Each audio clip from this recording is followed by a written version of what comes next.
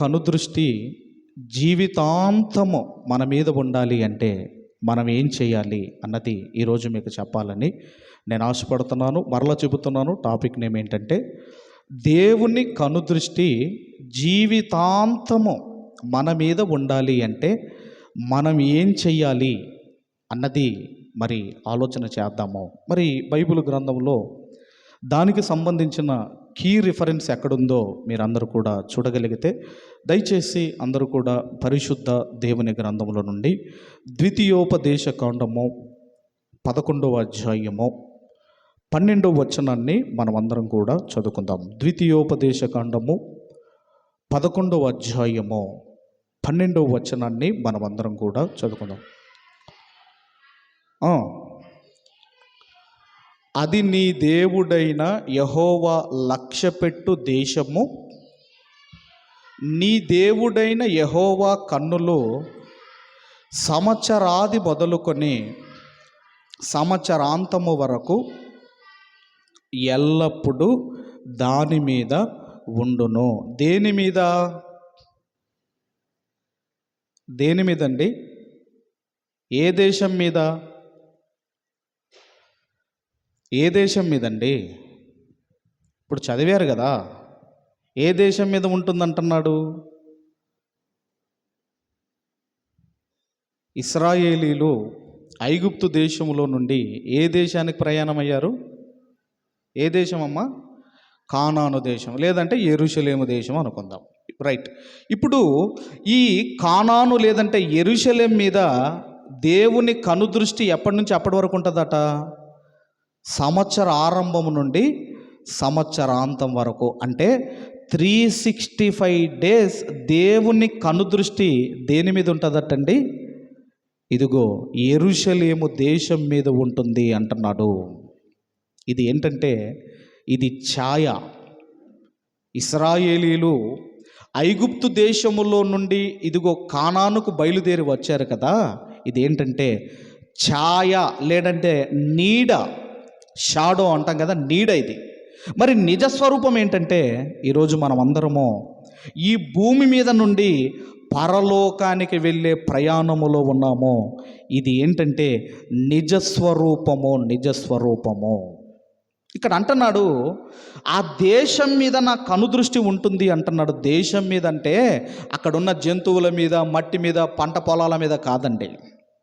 Total ఓవరాల్గా ఆ దేశం మీద, అందరి మీద నా కనుదృష్టి ఉంటుంది, నా కనుదృష్టి ఉంటుంది అంటున్నాడు. అంటే పాత నిబంధనలో యెరూషలేము అనే దేశం మీద దేవుని కనుదృష్టి ఉంటే, ఇప్పుడు యెరూషలేము అంటే ఏంటో మీరు బైబిల్ గ్రంథంలో చూడగలిగితే ప్రకటన గ్రంథము 21వ అధ్యాయము 2వ వచనాన్ని మనమందరము కూడా చదువుకుందాము. ప్రకటన గ్రంథము 21వ అధ్యాయము 2వ వచనాన్ని మనమందరం చదువుకుందాం. మరియు నేను నూతనమైన యెరూషలేము పట్టణమును తన భర్త కొరకు అలంకరించబడిన పెండ్లి కుమార్తె వలె సిద్ధపడి దిగివచ్చుట చూచి తిని. ఇప్పుడు యెరూషలేము కాదండి, అప్పుడు యెరూషలేములో దేవుని మందిరం ఉంది. ఇప్పుడు ఆ మందిరం ఏంటంటే సొలొమోను గారు కట్టిన మందిరం ఛాయ అయితే, ఇప్పుడు మందిరం అంటే ఏంటంటే సంఘము. సంఘము సంఘము రాతి కట్టడాలు కాదు మందిరం అంటే. ఎక్కడైతే 2-3 కూడుకుంటారో అది సంఘము. ఆ సంఘం మీద దేవుని కనుదృష్టి ఉంటుంది. పాత నిబంధనలేమో యెరూషలేం మీద ఆయన కనుదృష్టి ఉంది. ఇప్పుడు ఎక్కడుందంటే నూతన యెరూషలేము పట్టణం అనే సంఘము మీద ఆయన కనుదృష్టి ఉంది. ఆయన కనుదృష్టి ఉంది.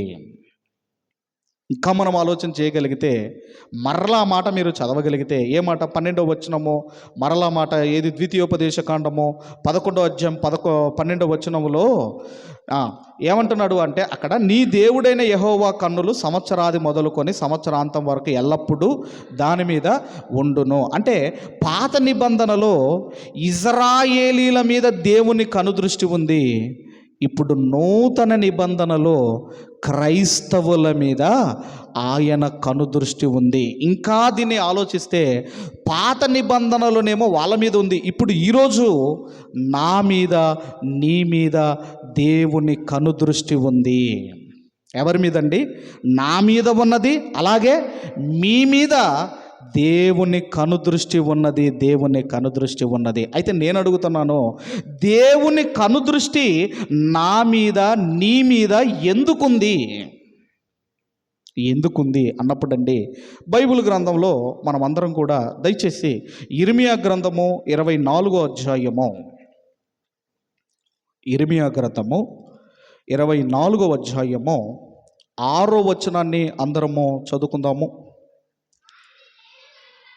6వ వచనములో అంటున్నాడు, అక్కడ వారికి మేలు కలుగునట్లు వారి మీద దృష్టి ఉంచుచు. చాలండి. ఏమంటున్నాడు అంటే, వారికి మేలు కలగాలని నా కనుదృష్టి వారి మీద ఉన్నది అంటున్నాడు. అంటే మనకు మేలు కలగాలని దేవుని కనుదృష్టి మన మీద ఉన్నది. నీకు మేలు కలగాలని దేవుని కనుదృష్టి మన మీద ఉన్నది అంటున్నాడు. దానికి మేలంటే ఏంటంటే చాలామంది బాధపడుతూ ఉంటారు, దేవుడు నాకు ఏం మేలు చేశాడు, నాకు ఏం అది చేశాడని బాధపడుతూ ఉంటారు. ఎప్పుడు గుర్తుంచుకోండి, ఈరోజు మీరు బ్రతికి ఉన్నారు అంటే దేవుడు మీకు మేలు చేశాడు. ఈరోజు మీరు బ్రతికి ఉన్నారు అంటే దేవుడు మీకు మేలు చేశాడు. దేవుడు మీకు మేలు చేశాడు. ఒక ఇద్దరు క్రైస్తవులు శనివారం రోజు ఒక దగ్గరికి ప్రయాణం అవుతున్నారు. ఇద్దరు కూడా 10,000 జేబులో పెట్టుకొని ప్రయాణం అవుతున్నారు. ఒక వ్యక్తి ఏమో ముందుగా బయలుదేరిన తర్వాత కొంత దూరం వెళ్ళగానే దొంగలు ఏం చేశారంటే ఆ 10,000 అతని దగ్గర నుంచి లాక్కొని అక్కడి నుంచి పారిపోయారు. ఇక మరొక క్రైస్తవుడు ఒక హాఫ్ అన్ అవర్ తర్వాత బయలుదేరాడు. అతనికి కూడా ఏం జరిగిందంటే దొంగలు వాళ్ళు ఏం చేశారంటే ఇతని 10,000 కూడా తీసుకొని వాళ్ళు పారిపోయారు. ఇద్దరి దగ్గర దొంగతనం జరిగింది. అయితే మొదట బయలుదేరిన క్రైస్తవుడు, రెండోసారి బయలుదేరిన క్రైస్తవుడు తెల్లవారితే ఆదివారం. ఇప్పుడు తెల్లవారితే ఏంటండి? ఆదివారం. ఇప్పుడు తెల్లవారితే ఆదివారము.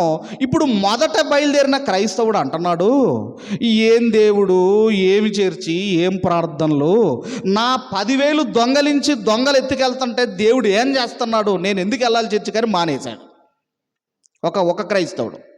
మరొక క్రైస్తవుడు ఏమన్నాడు అంటే చర్చికి వెళ్ళిపోయి దేవునికి కృతజ్ఞతాస్తుతులు తెలియజేస్తున్నాడు. ఎందుకంటే అయ్యా 10,000 పోయాయి కానీ ప్రాణముతో బ్రతికున్నాను, నన్ను ప్రాణముతో ఉంచినందుకు మీకు కృతజ్ఞతలు అని చెప్పి వెళ్ళిపోయారు. ఇప్పుడు ఈ ఇద్దరిలో ఎవరు మంచి క్రైస్తవుడు అండి? 10,000 పోయాయి, ఒకవేళ నేను చంపిపోతే పరిస్థితి ఏంటి? నేను కూడా కొత్తగూడెం నుంచి హైదరాబాద్లో దిగాను. 4 గంటలకు ట్రైన్ దిగిందండి. వెళ్ళి బైక్ బుక్ చేసుకున్నాను. అక్కడ ఒక సిగ్నల్ వస్తుంది. అయితే ఇతను కూడా యమ స్పీడ్ మీద తోలుతున్నాడు. అట్నుంచి ఒక కూరగాయల ఈ జీప్ వస్తూ ఉంది, అది యమ స్పీడ్ మీద వస్తూ ఉంది. ఇక వాడు వచ్చే స్పీడ్ చూస్తే ఇక నా కాళ్ళు రేఖలు ఇరిగిపోయి ఇక నాకు యాక్సిడెంట్ అయిద్ది అనుకున్నానండి. ఇద్దరు దగ్గరకు వచ్చి బ్రేక్ వేశారు. ఒక ఇంచు గ్యాప్లో అక్కడి నుంచి అతను బ్రేక్ కొడితే, ఇక్కడి నుంచి ఇతను బ్రేక్ కొడితే ఇద్దరు జారి దగ్గరికి వచ్చి ఒక ఇంచు దూరంలో ఆపాడు దేవుడు. అంటే నేను ఎందుకు చెబుతున్నాను అంటే దేవుని కనుదృష్టి మన మీద ఎందుకున్నది అంటే నీకు మేలు చెయ్యాలని, మీకు మేలు చెయ్యాలి అని దేవుని కనుదృష్టి మన మీద ఉన్నదటండి. అందుకేనండి ప్రతి దాంట్లో మనము ఏం చూడాలి అంటే మేలును వెతుక్కోవాలి. మనం ఈరోజు బ్రతికున్నామంటే దేవుడు మేలు చేశాడు. ఎంతోమంది మరణించారే, ఎంతోమంది కాలగర్భంలో కలిసిపోయారే. అందుకంటున్నాడు మనకు మేలు చేయాలి అని ఆయన కనుదృష్టి మన మీద ఉన్నదట. అయితే దేవుని కనుదృష్టి అందరి మీద ఉంటుందా, కొందరి మీదనే ఉంటుందా? ఒకవేళ కొందరి మీదనే ఎందుకు ఉంటుంది, మరి కొందరి మీద దేవుని కనుదృష్టి ఎందుకు ఉండదో మనం చూడగలిగితే, ముందుగా అసలు దేవుని కనుదృష్టి మన మీద ఉన్నదా, ఆయన కన్నులతో మనల్ని చూస్తున్నాడా అంటే ఒక వాక్యం మీరు చూడగలిగితే, కీర్తనల గ్రంథం 139వ కీర్తనల గ్రంథము 139వ కీర్తన మొదటి వచనము నుండి 5వ వచనం వరకు గల లేఖన భాగాలు మనం చూడగలిగితే, నీవు నన్ను పరిశోధించి తెలుసుకొని ఉన్నావు, నేను కూర్చుండుట నేను లేచుట నీకు తెలియను. ఏమంటున్నాడంటేనండి, నీవు నన్ను పరిశోధించి తెలుసుకొని ఉన్నావు. దేవుడు మనల్ని చూస్తున్నాడు, గమనిస్తున్నాడు. అందుకే లూకాసు వార్తలో ఒక ధనవంతుడు ఉండెను, అతడు ఊదా రంగు వస్త్రములు ధరించుకొని ప్రతిదినము సుఖపడేవాడు. అంటే మనం ఏ బట్టలు వేసుకున్నామో చూస్తున్నాడు, ఏ షూస్ వేసుకున్నామో చూస్తున్నాడు, మనకి ఎన్ని చీరలు ఉన్నాయో ఎన్ని బట్టలు ఉన్నాయో అన్నీ కూడా ఆయనకు తెలుసు. ఎందుకంటే నీవు నన్ను పరిశోధించి తెలుసుకొని ఉన్నావు, నేను కూర్చుండుట నేను లేచుట నీకు తెలియను. నా తలంపు పుట్టక మునిపే నీవు నా మనస్సును గ్రహించి ఉన్నావు, నా నడకను నా పడకను నీవు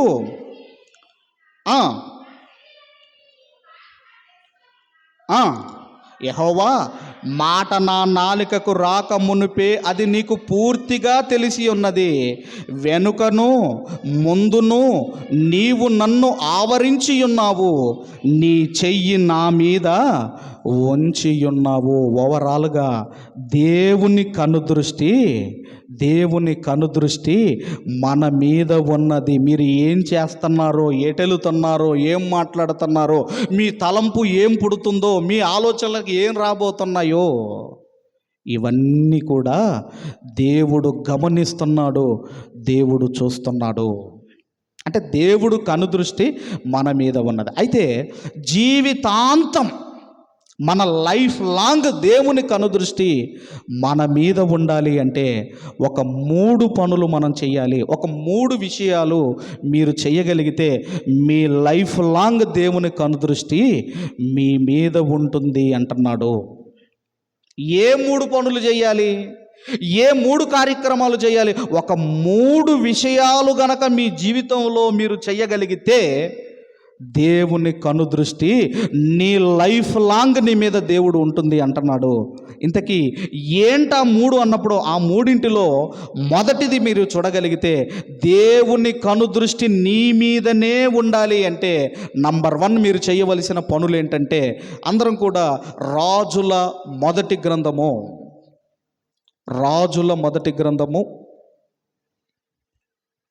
9వ అధ్యాయము 3వ వచనాన్ని మనం అందరం కూడా చదువుకుందాం. 9వ అధ్యాయము 3వ వచనము, రాజుల మొదటి గ్రంథము 9వ అధ్యాయము 3వ వచనం చదవమ్మా. అతనితో ఇలాగు సెలవిచ్చెను, నా సముఖమందు నీవు చేసిన ప్రార్థన విన్నపములను నేను అంగీకరించి తిని అక్కడ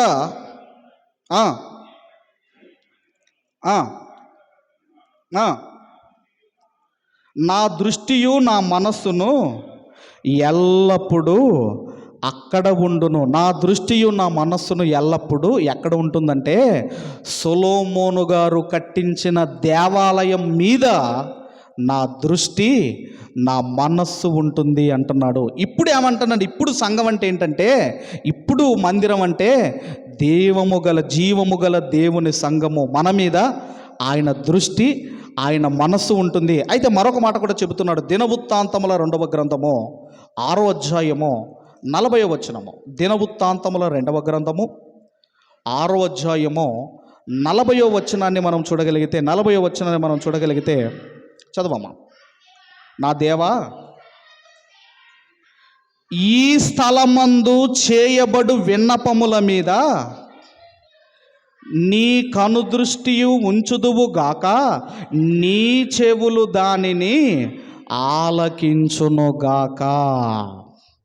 అదే అక్కడే చెప్పిందే మరలా సొలొమోను గారితో ఇక్కడ చెబుతున్నాడు. మరొక మాట కూడా అదే దినవృత్తాంతముల 2వ గ్రంథం 7వ అధ్యాయము 15వ వచనాన్ని కూడా మనం చదువుకుందాం. 15వ వచనం. ఈ స్థలమందు చేయబడిన ప్రార్థనల మీద నా కనుదృష్టి నిలుచును, నా చెవులు దానిని ఆలకించును. ఓవరాల్గా దేవుడు ఏమంటున్నాడు అంటే, ఎప్పుడైతే మీరు ప్రార్థన చేస్తారో, ఎప్పుడైతే మీరు ప్రార్థన చేస్తారో, ప్రార్థన చేయటం మీరు ఎప్పుడైతే ప్రారంభిస్తారో, దేవుని కనుదృష్టి ప్రార్థనా పరుల మీద ఉంటుంది అని దేవుడు అంటున్నాడు. అప్పుడప్పుడు కొన్ని సీసీ కెమెరాలు ఉంటాయి, మీరు గమనించండి. మనిషి ఎటువైపు తిరిగితే సీసీ కెమెరా అటువైపు తిరుగుతూ ఉంటుంది. అది ఎంత నిజమో, ఎప్పుడైతే ప్రార్థన పరుడిగా, ఎప్పుడైతే ప్రార్థన చేయడానికి మీరు ఎప్పుడైతే ప్రారంభిస్తారో, మీరు ప్రార్థన ప్రారంభించగానే దేవుని కనుదృష్టి మీ మీదికి వస్తుంది అంటున్నారు. అంటే దేవుని కనుదృష్టి మన మీద ఉండాలి అంటే మీరేం చేయాలండి? ప్రార్థన చేసుకోవాలి, ప్రార్థన చేసుకోవాలి. మరి ఎంతసేపు చేయాలి ప్రార్థన? దినమునకు ఎన్ని మార్లు మనం ప్రార్థన చేయాలి? దావీదు గారైతే 3 సార్లు చేశాడు, దానియేలు గారైతే 3 సార్లు చేశారు. ఎందుకంటే యూదులు దినమునకు ముమ్మారు వాళ్ళు ప్రార్థన చేసుకోవాలి, ముమ్మారు మరి ప్రార్థన చేసుకోవాలి. మరి మనం ఎన్నిసార్లు ప్రార్థన చేయాలి? ఎన్నిసార్లు చేయాలి అంటే ఇక్కడ అంటున్నాడు కదండి, ఎల్లప్పుడూ దేవుని కనుదృష్టి నీ మీద ఉంటుంది అన్నప్పుడు మనం ఎన్నిసార్లు ప్రార్థన చెయ్యాలో అపోస్తులైన పౌలు గారు తెస్సలోనీలకు రాసిన మొదటి పత్రిక 5వ అధ్యాయము 15వ వచనంలో చెబుతున్నాడు. 5వ అధ్యాయము 15వ వచనము. అపోస్తులైన పౌలు గారు తెస్సలోనీలకు రాసిన మొదటి పత్రిక 5వ అధ్యాయము 15వ వచనము.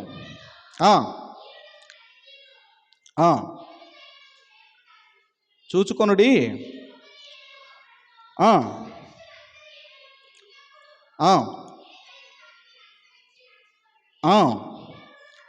ఎల్లప్పుడూ సంతోషముగా ఉండుది, ఎడతెగక ప్రార్థన చెయ్యుడి. ఎడతెగక ప్రార్థన చేయండి. ఎడతెగక ప్రార్థన అంటే మీ పనులన్నీ ఆపేసుకొని ఇక ప్రార్థనలే ఉండండి అని దాని అర్థం కాదు.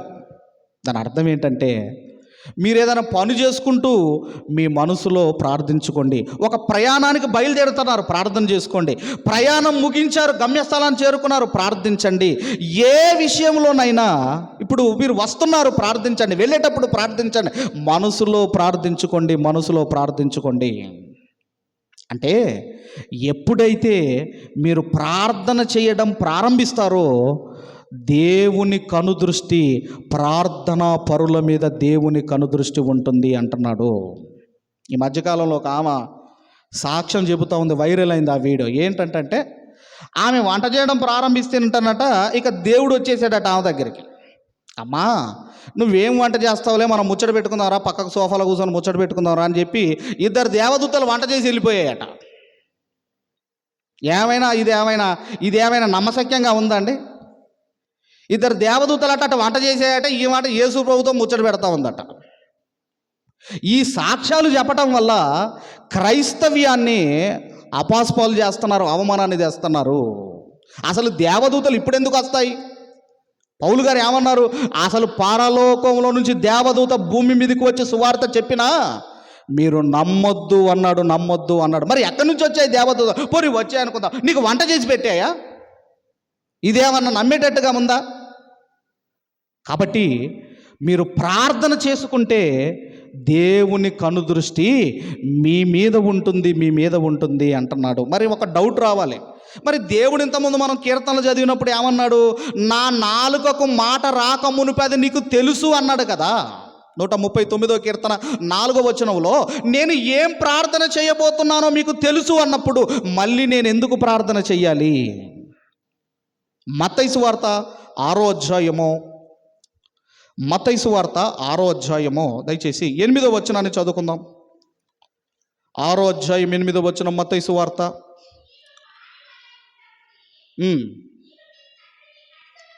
మీరు మీ తండ్రిని అడగక మునుపే ఆయనకు తెలియను, మీకు అక్కరగా ఉన్న ఏదో ఆయనకు తెలియను అన్నప్పుడు మళ్ళీ నేను ఎందుకు ప్రార్థన చేయాలి? ఏంటంటే ఎందుకు ప్రార్థన చేయాలి?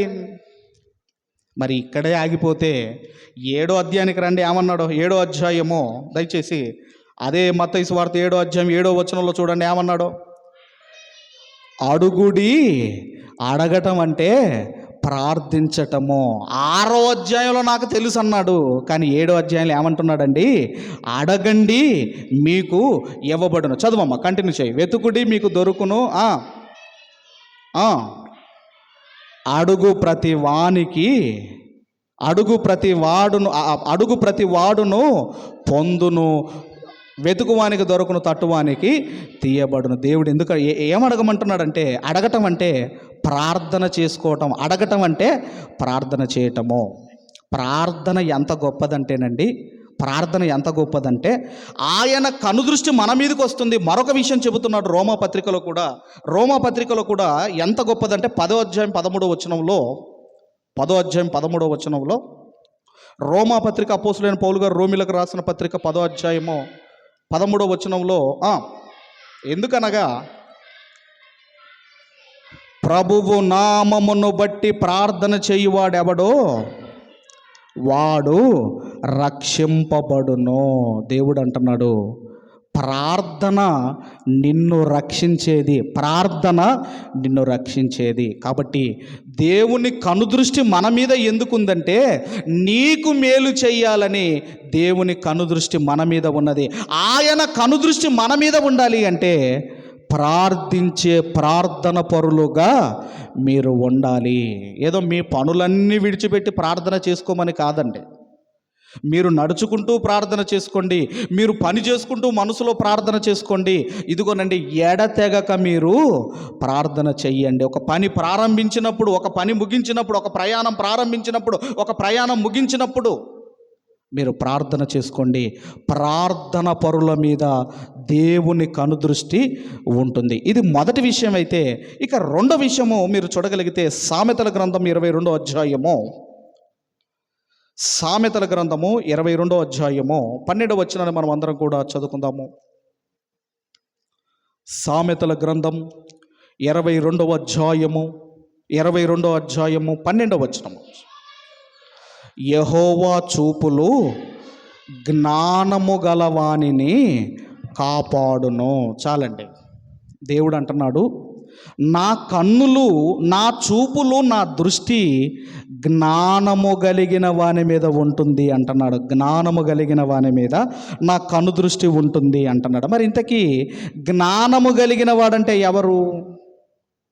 జ్ఞానము కలిగిన వాడంటే ఎవరు? బైబిల్ చదివేవాడా? బైబిల్ చెప్పేవాడా? బైబిల్ డిగ్రీలు తీసుకునేవాడా? పాటలు రాసేవాడా? లేదంటే పుస్తకాలు రాసేవాడా? అసలు ఎవరు బైబిల్లో మరి జ్ఞానులు అంటే ఎవరు?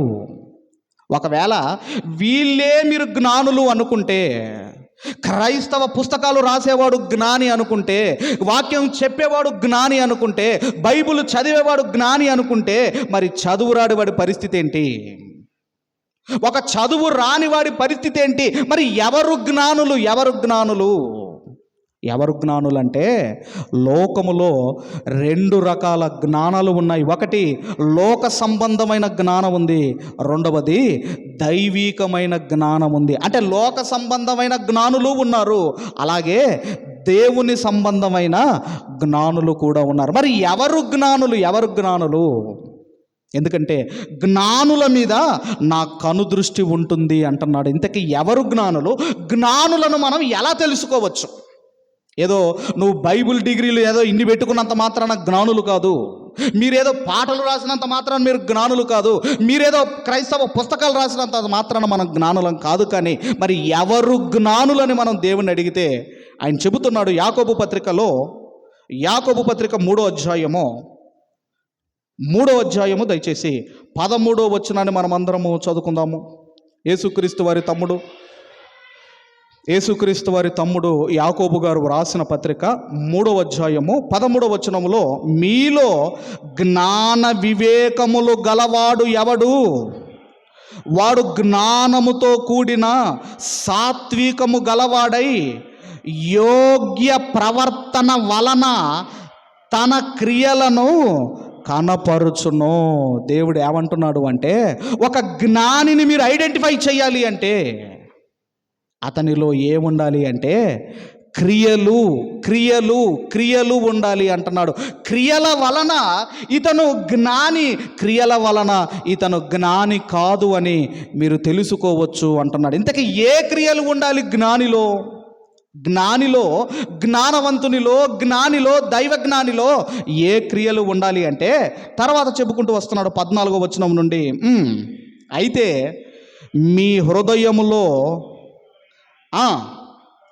మత్సరమును వివాదమును ఉంచుకొనిన వారైతే అతిశయపడవద్దు, సత్యమునకు విరోధముగా అబద్ధమాడవద్దు. ఇక్కడ ఏమంటున్నాడు అంటే, మీ హృదయములో ఇంకా మత్సరము, మీ జీవితంలో ఇంకా వివాదాలు ఉంటే మీరు దేవుని జ్ఞానులు కాదు అని దేవుడు అంటున్నాడు. మీరు దేవుని జ్ఞానులు కాదు, మీరు దేవుని జ్ఞానులు కాదు. అంటే ఇంకా ఈ వివాదాలు, ఇంకా ఈ మత్సరాలు, ఇంకా ఈ అసూయలు ఇవన్నీ మీ జీవితంలో ఉంటే, ఈ క్రియలు ఇంకా మీ జీవితంలో కనబడితే మీరు దేవుని జ్ఞానులు కాదు. దేవుని జ్ఞానులు మీరు కాకపోతే ఆయన కనుదృష్టి మన మీద ఉండదు, మన మీద ఉండదు. కాబట్టి ఇతను దేవుని జ్ఞాని అండి, ఇతను దేవుని జ్ఞాని కాదండి అని మీరు ఎలా చెప్పగలరంటే క్రియల వలన. ఈ క్రియలు ఎవరిలోనైతే ఉండవో వారు జ్ఞానులు. తర్వాత మరి జ్ఞానిలో ఏ క్రియలు ఉంటాయో చెబుతున్నాడు. దయచేసి 15వ వచనం నుంచి మనం చూడగలిగితే, ఈ జ్ఞానము పైనుండి దిగి వచ్చినది కాక భూ సంబంధమైనదియు ప్రకృతి సంబంధమైనదియు దయ్యముల జ్ఞానము వంటిదయ్యున్నది. ఏ జ్ఞానము? భూ సంబంధమైన జ్ఞానము, దయ్యముల జ్ఞానము అంటున్నాడు. అందుకేనండి ఈ భూ సంబంధమైన జ్ఞానములో ఎక్కడ కూడా దేవుని గురించి చెప్పరు. మీరు స్కూల్ లెవెల్ నుంచి మీరు యూనివర్సిటీ వరకు మీరు చదవగలిగితే ఎక్కడైనా దేవుని గురించి ఎక్కడైనా ఒక్క లెసన్ ఉందో మీరు చూడండి. అంటే లోక సంబంధమైన జ్ఞానము దేవుణ్ణి ఒప్పుకోదు, దేవుణ్ణి ఒప్పుకోగా పైగా ఏమంటారంటే అసలు సైన్స్ ప్రకారం చూస్తే దేవుడే లేదండి అని మాట్లాడతారు. బాగా చదువుకున్నవాడు దేవుడు లేడండి అని మాట్లాడతాడు, బాగా చదువుకున్నవాడు దేవుడు లేడండి అని మాట్లాడతాడు. అందుకే అంటున్నాడు అది దయ్యముల జ్ఞానం దేవుని జ్ఞానాన్ని ఒప్పుకోదు. నేను జ్ఞానిని అని ఒకవేళ మీరు అనుకుంటే మీలో ఈ ఆనవాళ్ళు కనపడాలి, ఈ లక్షణాలు కనపడాలి. 17వ వచనం నుంచి చెబుతున్నాడండి. అయితే పైనుండి వచ్చు జ్ఞానము మొట్టమొదట పవిత్రమైన పరిశుద్ధమైన జీవితం మనలో ఉండాలి. పరిశుభ్రత వేరు, పరిశుద్ధత వేరు. పరిశుభ్రత అంటే రోజు స్నానం చేసుకొని మంచి బట్టలు వేసుకొని పౌడర్ వేసుకొని ఈ స్ప్రే కొట్టుకోవటం, ఇది పరిశుద్ధత, ఇది పరిశుభ్రత. ఇది కానీ మీ జీవితంలో మొట్టమొదటిది ఏంటంటే పవిత్రత అనే లక్షణం ఉండాలి. ఆ తర్వాత రెండవది సమాధానం ఉండాలి. మూడవది మృదువైనది. తర్వాత సులభముగా లోబడినది, కనికరముతోనూ మంచి ఫలములతోనూ నిండుకొనినది, పక్షపాతమైనను వేషధారణైనను లేనిదై ఉన్నది. నీతి ఫలము సమాధానము చేయువారికి సమాధానము విత్తబడును. ఈ లక్షణాలు మీలో ఉంటే ఏమంటున్నాడు అంటే మీరు జ్ఞానులు. ఈ లక్షణాలు అంతేగాని ఏదో డిగ్రీలు తగిలించుకున్నంత మాత్రాన, ఏదో వాక్యం చెప్పినంత మాత్రాన, వాక్యం చదివినంత మాత్రాన, ఏదో పుస్తకాలు రాసినంత మాత్రాన దేవుని దృష్టిలో నీవు జ్ఞానివి కాదు. కాబట్టి ఎందుకండి దేవుని కనుదృష్టి మన మీద ఎప్పుడు ఉంటుంది అంటే, ఒకటి మీరు ప్రార్థన పరులైతే, రెండవది మీరు జ్ఞానము కలిగిన వారైతే దేవుని కనుదృష్టి మీ మీద ఉంటుంది. జ్ఞానము కలిగిన వానిని దేవుని చూపులట కాపాడును. ఇది రెండవది. ఇక చివరిది మూడవది మీరు చూడగలిగితే, మూడవ విషయం మీరు చూడగలిగితే అందరం కూడా దయచేసి దినవృత్తాంతముల రెండవ గ్రంథము దయచేసి 16వ అధ్యాయము 9వ వచనాన్ని మనమందరం కూడా చదువుకుందాం. 16వ అధ్యాయం 9వ వచనం. తన ఎడల యథార్థ హృదయము గలవారిని బలపరచుటకై యెహోవా కనుదృష్టి లోకమందంతటా సంచారము చెయ్యుచున్నది. ఈ విషయమందు నీవు మతి తప్పి ప్రవర్తించితివి గనుక ఇది మొదలుకొని నీకు యుద్ధములే కలుగును. ఇక్కడ ఏమంటున్నాడంటే మూడవది, ఎవరైతే యథార్థముగా బ్రతుకుతారో మూడవది చెబుతున్నాడు, వారి మీద నా కనుదృష్టి ఉంటుంది. యథార్థముగా బ్రతకలేవా, నీ జీవితంలో అన్ని యుద్ధాలే, నీ లైఫ్ అంతా యుద్ధాలే, నీ కుటుంబం అంతా కూడా యుద్ధ వాతావరణం ఉంటుంది అంటున్నాడు. అంటే యథార్థత అంటే అర్థం ఏంటంటేనండి, యథార్థత అంటే అర్థం ఏంటంటే ఉన్నది ఉన్నట్టు మాట్లాడటము, జరిగినది జరిగినట్టుగా మాట్లాడటము.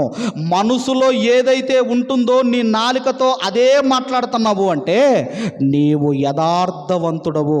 నీ మనసులో ఒకటి పెట్టుకొని పైకి నువ్వు ప్రేమగా మాట్లాడతావే, అది యథార్థత కాదు.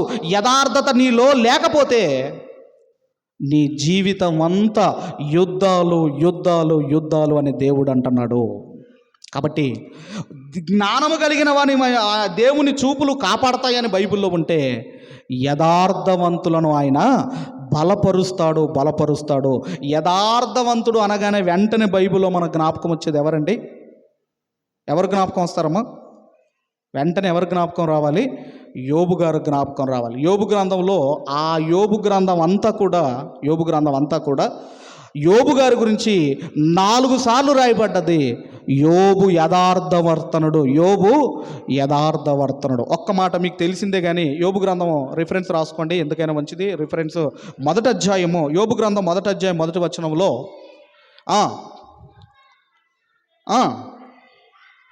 అతడు యథార్థవర్తనుడు, న్యాయవంతుడై దేవుని యందు భయభక్తులు కలిగి చెడుతనమును విసర్జించినవాడు.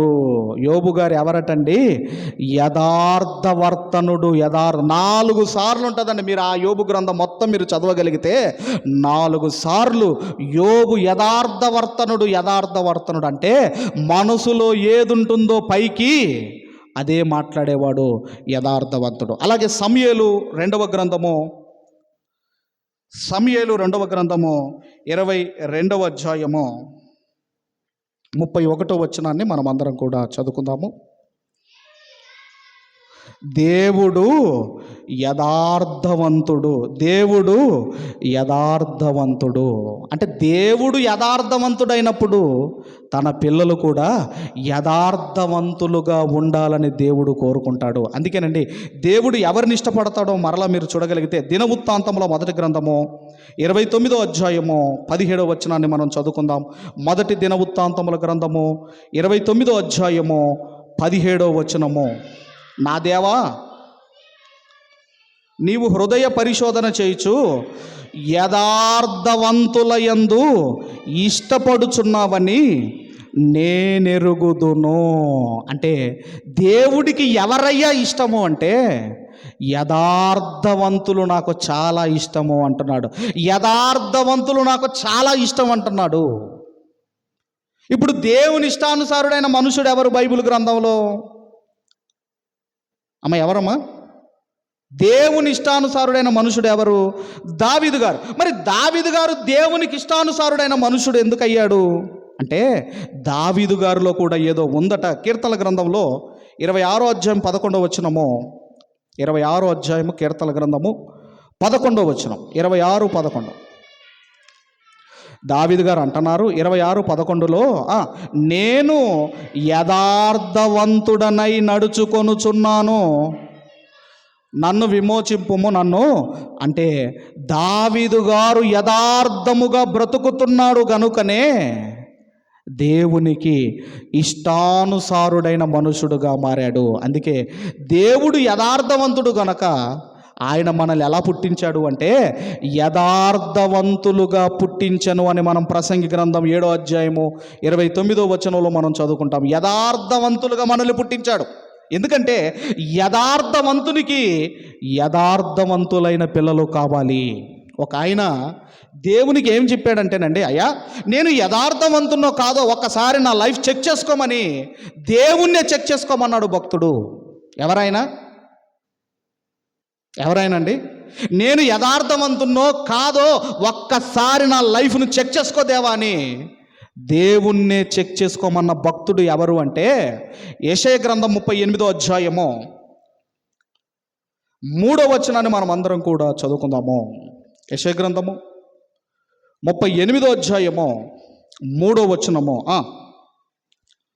యెహోవా, యథార్థ హృదయుడనై సత్యముతో నీ సన్నిధిని నేను ఎట్లు నడుచుకుంటునో, నీ దృష్టికి అనుకూలముగా సమస్తము నేను ఎట్లు జరిగించుతునో కృపతో జ్ఞాపకము చేసుకొనమని హిజ్కియా కన్నీళ్లు విడుచుచు యెహోవాకు ప్రార్థింపగా. దేవుణ్ణి చెక్ చేసుకోమన్న భక్తుడండి. నేను ఎంత యథార్థముగా బ్రతికాను అంటే, యథార్థముగా బ్రతికితే నిన్ను బలపరుస్తాడు, యథార్థవంతులను ఇష్టపడతాడు. చివరిగా యథార్థవంతులను దేవుడు ఏం చేస్తాడో చివరిగా కీర్తనల గ్రంథం 112వ కీర్తన 2, 3, 4 వచనాలు మనం అందరం కూడా చదువుకుందాము. కీర్తనల గ్రంథము 112వ కీర్తన 2వ వచనం నుంచి మనం చదవండి సార్. వాని సంతతి వారు భూమి మీద బలవంతులగుదురు, యథార్థవంతుల వంశము దీవింపబడుదురు. యథార్థవంతుల వంశపు వారు దీవింపబడుదురు. కలిమియు సంపదయు వాని ఎంట నుండును, వాని నీతి నిత్యము నిలుచును. యథార్థవంతులకు చీకటిలో వెలుగు పుట్టును, వారు కటాక్షమును వాత్సల్యతయు నీతియు గలవారు. 3 చెబుతున్నాడు, యథార్థముగా బ్రతికితే నీ వంశము దీవించబడుతుంది. నీకు కలిమి సంపద యథార్థవంతుని ఇంటిలో ఉంటుంది అన్నాడు. ఒక దావీదు గారు యథార్థముగా బ్రతికాడు, ఒక హిజ్కియా గారు యథార్థముగా బ్రతికాడు. ఇదిగోనండి, వీళ్ళందరికీ ఎలాంటి సంపద ఇచ్చాడంటే దేవుడు విస్తారమైన సంపద ఇచ్చాడు. కాబట్టి 3వ విషయం ఏంటంటే, మీ జీవితంలో మీరు యథార్థముగా బ్రతికితే బలపరుస్తాడు, మీరు దేవునికి ఇష్టలుగా మారతారు. తర్వాత అంటున్నాడు, మీ వంశపు వారు దీవించబడతారు, కలిమియు సంపదయు వాని ఎంట నిలచును. ఇవన్నీ మీరు చేయగలిగితే, ఈ 3 విషయాలు మీరు చేయగలిగితే లైఫ్ లాంగ్ దేవుని కనుదృష్టి మీ మీద దేవుడు ఉంచుతాను అంటున్నాడు. ఏంటంటే, నంబర్ 1, ప్రార్థన పరుల మీద ఆయన కనుదృష్టి ఉంది. 2వది, జ్ఞానుల మీద ఆయన కనుదృష్టి ఉంది. 3వది, యథార్థవంతుల మీద ఆయన కనుదృష్టి ఉంది. ఇవి మీ జీవితంలో మీరు ఇలా బ్రతికితే మీ జీవితం, మీ వంశము దీవించబడుతుంది, కలిమి సంపద మీ ఇంట ఉంటుంది. అలాంటి బ్లెస్సింగ్స్ దేవుడు మనందరికీ ఇవ్వాలని కోరుకుంటూ